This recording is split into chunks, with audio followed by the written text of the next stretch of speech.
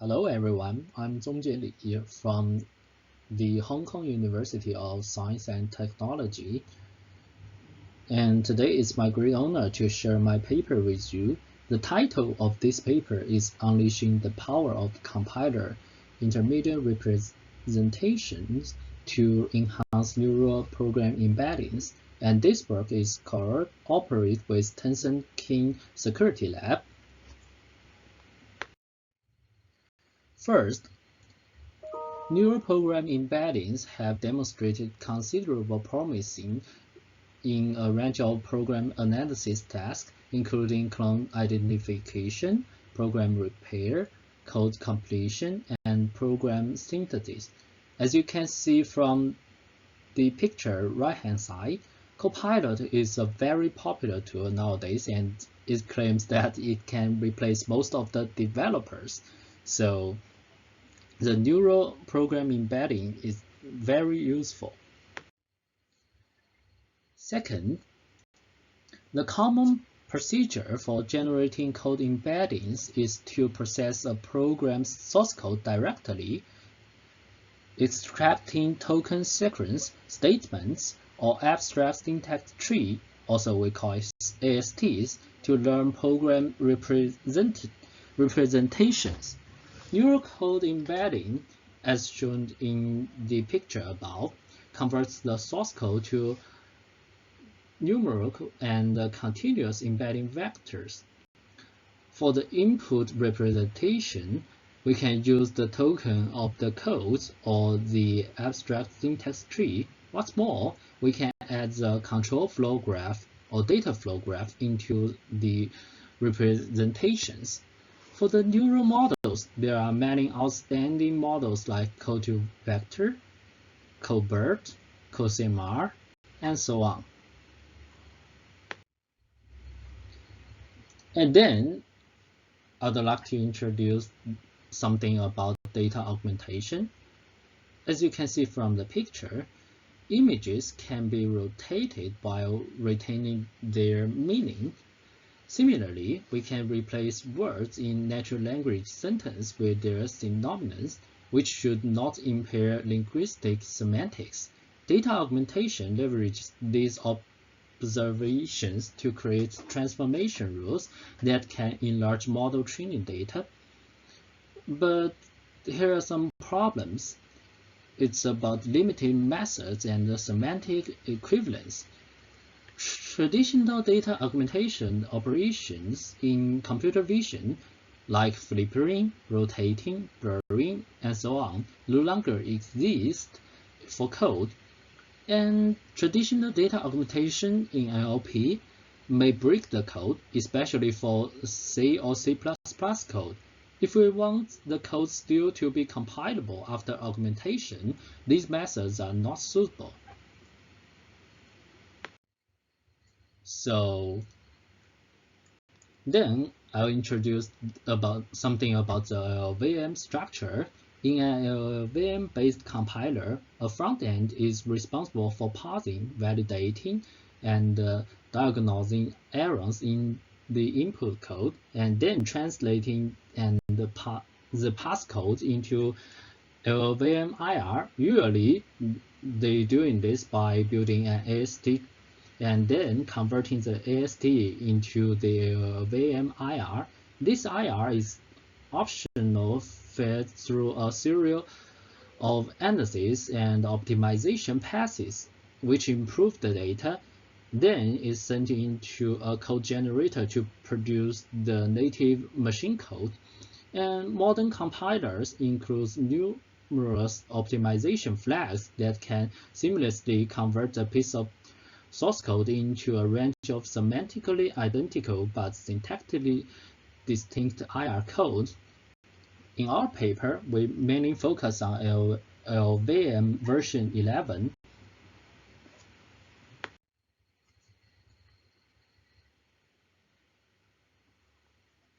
And for the motivation example, let's look at the code. There are two code snippets and they are doing the same thing. When given the index of the date, they return the exact amounts, you can see that these code snippets are different from many aspects. First, for the token level, they use different tokens. As you can see, the source code A uses int, year, month, day, and A, and source code B just use A, B, C, and so on. And for the code structure level, source code uses if else, and the source code B just use the switch case.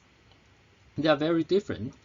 And for the arithmetic aspect, the source code A just counts the sum of the index date by hand, while B uses accumulation. So it would be very difficult to distinguish their difference even for our human beings. However, when we look at their LVMIR code, we can find that they look much similar. First, the token level information are both normalized by the compiler. Second, for the control flow structure, the if-else structure and the switch structure share similar LVMIR code, as you can see from the code snippets. If you want to know more about the example, you can just go to the website in the corner. So our key idea is that leveraging compiler intermediate representation, also LVMIR, to improve the program embedding quality. And we will face two main problems. First, how to choose the optimization passes, and second, how to train the model with augmented source code. We designed IRGen to answer the first question, how to choose the optimization passes. This figure shows IRGen's workflow. Given a dataset of C source code, first we form a validation dataset P, in other words, take some programs out to do the evaluation.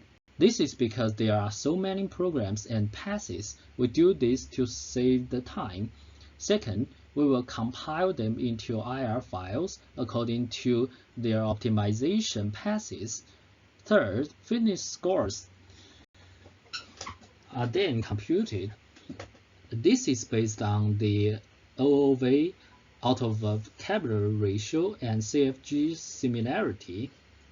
And with a genetic algorithm, we will select the well-performing optimization sequence finally.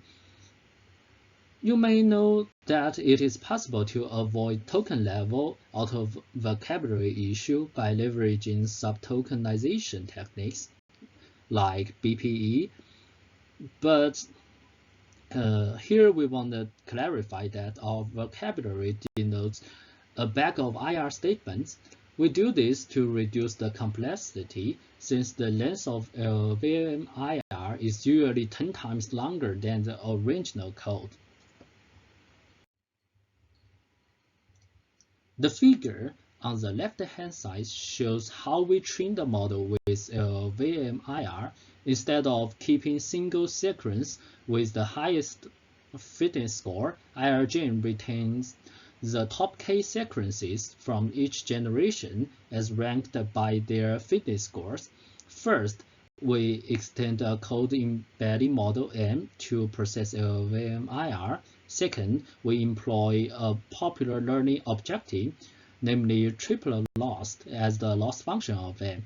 The triplet, which consists of a positive sample, a negative sample, and an anchor, is used as the input for the triplet loss. An anchor is also a positive sample, which is initially closer to the negative samples than it is to some of the positive samples. The anchor positive pairs are put closer during training, while the anchor negative pairs are pushed apart. In our setting, a positive sample represents a program P. Anchor represents IR code produced from P, and negative samples represent other unrelated source codes. The figure on the right-hand side shows the main structure of CodeCMR, which is the model that we use to learn the source code with multiple IRs. The reason why we choose it is because the structure of CodeCMR is relatively simple and the performance is not bad. In the experimental results, we use lots of baseline, including CodeBERT, Code2Vector, Code2Sequence, NCC, Aroma, CodeCMR, and Missing. Our results shows that first, modern embedding models, including CodeBERT, CodeCMR, and Missing, can largely outperform conventional code matching tools such as Aroma Dot and Aroma Cos. Second, when learning over C source code, we found that CodeBERT was the best performing model for the POJ 104 dataset, whereas Missing delivered the best performance for the GCJ dataset. In contrast, CodeCMR performed less well than either of sorted models across all of the evaluated metrics. Code2Vector and Code2Sequence show relatively lower accuracy compared to other models. Third, we find that CodeCMR, when augmented by findings of IRJ, constantly and notably outperformed all the other settings. We interpreted the evaluation results as highly encouraging, showing that IRJ can generate high-quality VMIR code that enhances CodeCMR to significantly outperform the sorted model, including CodeBERT and Missing, on all metrics. The right top figure shows the efficiency of our fitness function. It reports that the fitness score increases from all 800 IRJ iteration across each GA campaign. The test cases, despite their diverse functionality, manifest encouraging and consistent trends during optimization searching. The fitness score keeps increasing and is seen to reach saturation performance after around 400 to 600 iterations. The right down figure shows the potency of optimization passes instead of identifying one or few dominating flags that significantly contribute to enhancing code embedding. It is rather the formed sequence of optimization flags that is important. We select the top 10 important passes and put them into three categories as follows. First, simplify an IR statement like the pass DCE. Second, make IR statement sequence closer to source code like the pass memory to rack. And third, simplify CFG like the passes pre-critical edges. And for the experiment results, as we mentioned before, augmentation, including the fitness function delivered by IRJ, is independent from particular embedding model design. To answer the question about generalization, we demonstrate the generalization of IRGEM by augmenting another popular neural embedding model, NCC. NCC performs embedding over a VMIR code, so we did not need to change anything from NCC. So this evaluation indicates that IRGEM delivers general augmentation for neural code embedding models without considering the specific model designs.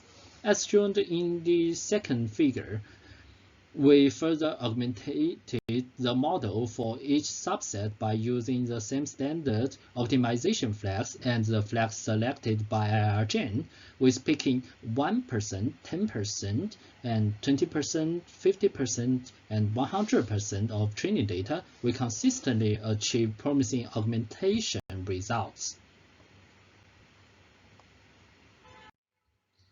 So here are the conclusions, in this paper, we have the following contributions. First, we advocate the use of compiler optimizations for software embedding augmentations.